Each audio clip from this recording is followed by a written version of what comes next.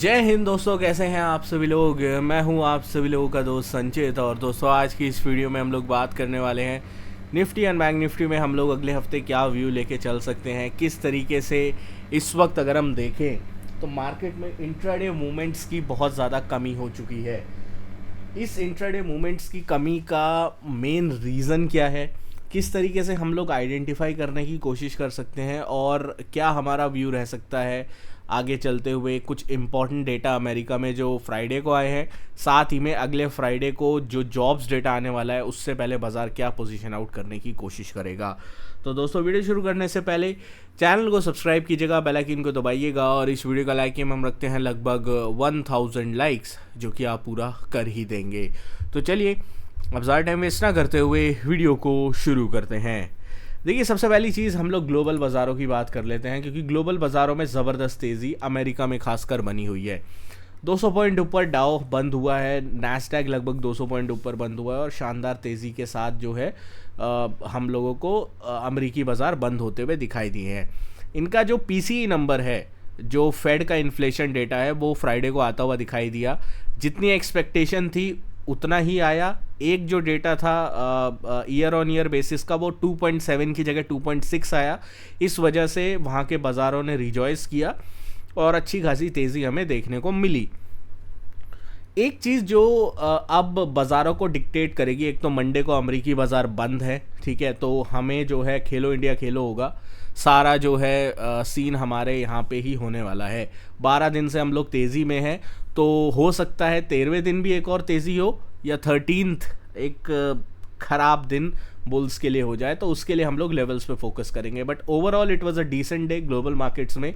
अगर हम एशिया की बात करते हैं तो फ्लैट टू पॉजिटिव ही था एशिया। जापान के फ्यूचर्स अगर आप देखो 650 पॉइंट ऊपर बंद हुए हैं, हैंगसेंग जो है वो फ्लैट बंद हुआ है, बट जापान ज़बरदस्त तेज़ी में है। जो इसका प्रीवियस एक हाई है 41,000 का, उसके आप पास बहुत तेज़ी से, बहुत स्पीड से बढ़ रहा है, तो इसके ऊपर हम लोग डेफिनेटली अभी नज़र बनाए हुए हैं। तो पूरा वो जो येन कैरी ट्रेड का प्रेशर था वो रिलीज़ होता हुआ दिखाई दे रहा है जापान की तरफ से।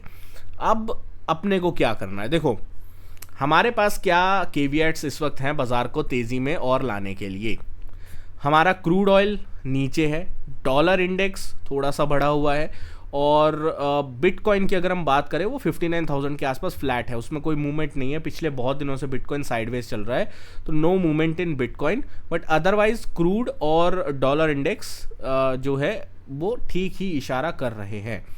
हमें इस वक्त क्या जो है वो थोड़ा ध्यान में रखना है। अगर हम 30-40 पॉइंट जो गैप अप अभी के लिए दिखा रहा है वो होता है, तो देखो जितना एक पिछले कुछ दिनों में मार्केट ऑब्जर्व करके एक चीज़ हमें समझ आई है कि मार्केट जो है बड़े गैप अप्स पे मूवमेंट नहीं दे रहा है, ठीक है। गैप अप होने के बाद बाजार मूवमेंट नहीं दे रहा है। मूवमेंट आपको कब मिल रहा है, या तो बाजार फ्लैट ओपन हो या फिर बाजार जो है वो गैप डाउन ओपन हो, तभी अपने को एक मूवमेंट मिल रहा है, क्योंकि नीचे तो एसआईपी का मनी नहीं जाने दे रहा, ठीक है। ये चीज़ आपको ध्यान रखनी है, नीचे एसआईपी का मनी नहीं जाने दे रहा। जो एसआईपी का फंड इनके पास आ रहा है नहीं जाने दे रहा। और इसमें मैंने टेलीग्राम पे एक गिफ्ट भी डाला था किस तरीके से बाजार जो है वो इस वक्त साइडवेज है, इंडेक्स बिल्कुल बिल्कुल सुस्त है, ठीक है। इसी तरीके के अपडेट्स लेवल्स जो मैं शेयर करता रहता हूँ, सेटअप्स वगैरह शेयर करता रहता हूँ, उसके लिए आपको टेलीग्राम ग्रुप ज्वाइन करना पड़ेगा। डिस्क्रिप्शन में लिंक है।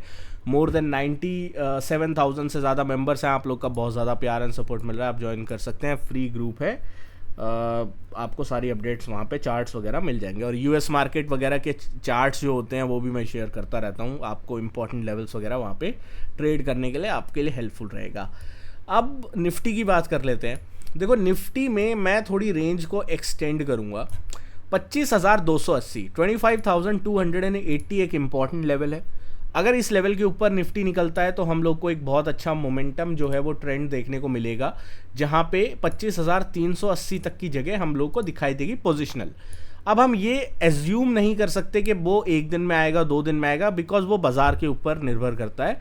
बट इतना मैं कहूँगा, अगर आपको साइडवेज बाजार से बचना है, अपनी कैपिटल को प्रोटेक्ट करना है, अवॉइड सेम डे एक्सपायरी। मतलब अगर आपको लॉन्ग लेना भी है तो पोजिशनल लॉन्ग लीजिए, एक्सपायरी मंथली हो सकती है तो बहुत बढ़िया है। अगर मंथली में आपको ज़्यादा खर्चा आ रहा है तो आप लोग एक हफ्ते आगे की एक्सपायरी लीजिए, या फिर 2-3 दिन जिस इंडेक्स की एक्सपायरी है उस इंडेक्स को आप जो है वो लॉन्ग शॉर्ट करिए, तो एटलीस्ट आप साइडवेज मार्केट में एक दिन में आपका पैसा साफ होने से आप बच जाएंगे। ऑन द डाउन साइड में पहला जो वीकनेस का साइन आपको मिलेगा वो मिलेगा 25,200 के नीचे। तो 25,200, 25,180 अगर इसके नीचे जो है वो निफ्टी जो है वो आता है तो हम लोग को एक डाउन साइड का ट्रेंड जो है वो देखने को मिल सकता है, और अच्छा खासा करेक्शन फिर हमें देखने को मिलेगा 25,100 की तरफ। तो इसके ऊपर भी हम लोग वॉच आउट करके चलेंगे। निफ्टी बैंक की बात कर लेता हूँ यहाँ पे। निफ्टी बैंक को अगर आप देखो तो कुछ ये करने के मूड में नहीं लग रहा है, ठीक है। अगर आप निफ्टी बैंक को देखो, सीपीआर में एक बार के लिए रिमूव करता हूँ, just look at the 15 minute time frame, बहुत छोटी रेंज में इस वक्त निफ्टी बैंक चल रहा है। तो हम लोग क्या करेंगे, मेरे लिए जो निफ्टी बैंक में इंपॉर्टेंट और क्रिटिकल सपोर्ट है वो है 51,150, ठीक है। 51,150, 51,150, 125 एक इंपॉर्टेंट लेवल है। अगर इसके नीचे निफ्टी बैंक जो है वो जाना शुरू कर देता है, आपका पहला शॉर्ट का ट्रेड बनेगा, और उसके बाद एक अच्छा खासा शॉर्ट का टारगेट हम लेके चल सकते हैं 50,800 तक। 50,800 तक का एक डाउनफॉल जो है वो दिखाई दे सकता है हमें निफ्टी बैंक के अंदर। ऑन द अपसाइड में निफ्टी बैंक को अगर आपको प्ले करना है तो हम एक तो ये वाली ट्रेंड लाइन आपको दिखाई दे रही होगी कि मार्केट इस तरीके से जो है वो कर रहा है, तो हो सकता है 51,500, 550 के आसपास एक बार के लिए अटेम्प्ट करे, और यहाँ पे हम लोग एसेस करेंगे कि यहाँ पे क्या कोई पैटर्न बना रहा है, क्या कोई ब्रेकआउट करके इस तरीके का पैटर्न बना के ऊपर जा रहा है, तब हम लॉन्ग के बारे में सोचेंगे। तो इन लेवल्स का आपको फोकस करना है। Nifty finance similar structure kind of like banks, but इसमें भी अगर आप देखो एक ट्रेंड लाइन जो है वो नीचे से बनती हुई आ रही है, और जब तक निफ्टी फाइनेंस इस ट्रेंड लाइन को होल्ड कर रहा है, I think by on dips ये चलता रहेगा। निफ्टी फाइनेंस में ब्रेकडाउन कब आएगा, जब ये 23,500 के नीचे आएगा, 23,500, 480 के नीचे अगर निफ्टी फाइनेंस आता है तो हम लोग को एक बहुत अच्छा डाउनसाइड का ट्रेंड मिलेगा। ऑन द अपसाइड में सिमिलर केस है मेरे लिए, निफ्टी फाइनेंस अगर 23,725 के ऊपर निकलता है बड़ा ब्रेकआउट होगा, एंड उसके बाद शॉर्ट कवरिंग जो है वो 100 पॉइंट और जो है वो हमें दे सकती है। मिड कैप की बात कर लेते हैं। मिड कैप में बड़ा गैप अप और उसके बाद उसके ऊपर सस्टेन हुआ, तो हमारे लिए जो इम्पोर्टेंट लेवल है अब मिड कैप में वो ये वाला है, ठीक है। ये वाला लेवल हमारे लिए मिड कैप में बहुत इंपॉर्टेंट है। ये है 13,100 से लेकर 13,120, 13,100, 120 के ऊपर जब तक निफ्टी मिड कैप सिलेक्ट है तब तक बाय ऑन डिप्स ही यहाँ पे बना रहेगा।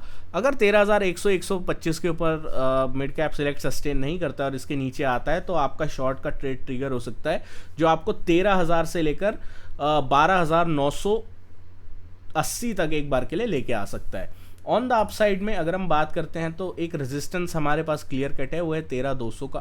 13,200 के ऊपर अगर निफ्टी मिड कैप सिलेक्ट निकलता है तो एक अच्छा खासा मोमेंटम हमें दोबारा ऊपर की साइड देखने को मिलेगा टिल द टारगेट्स ऑफ 13,282।